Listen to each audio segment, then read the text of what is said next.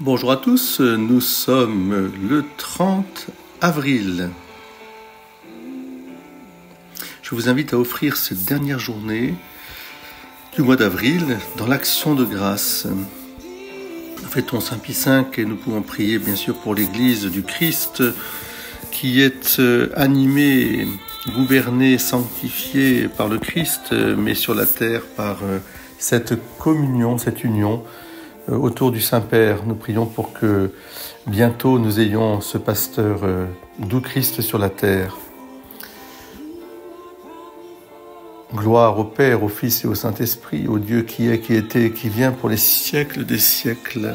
Amen.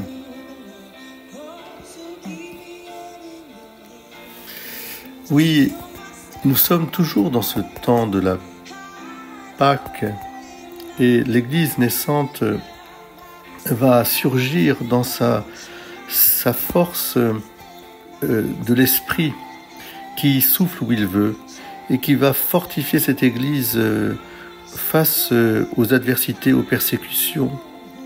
Ce petit nombre va se répandre partout dans le monde et annoncer ce Dieu d'amour, ce Dieu qui est venu donner sa vie pour que nous ayons la vie.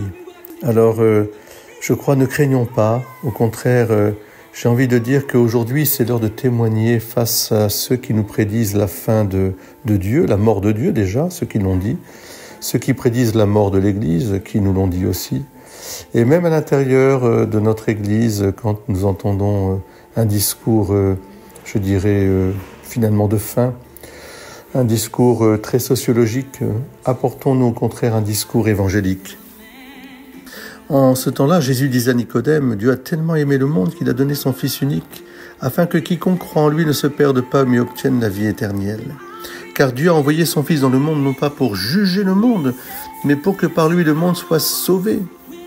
Donc celui qui croit en lui échappe au jugement, celui qui ne croit pas est déjà jugé.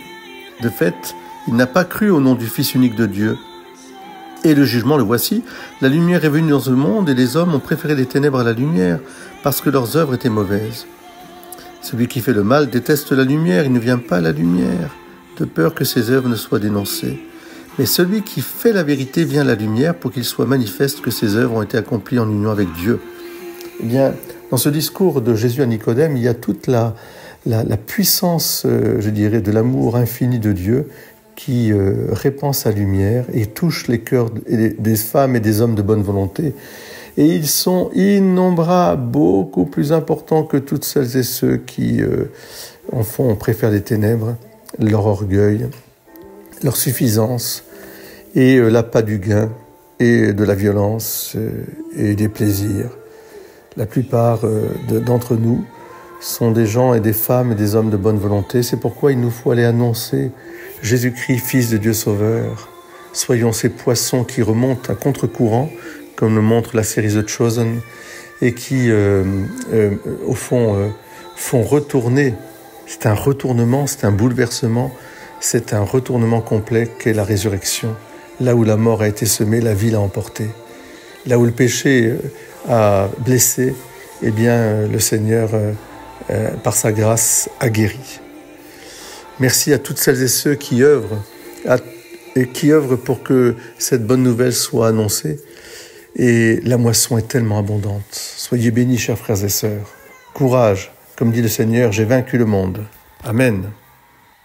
Alléluia.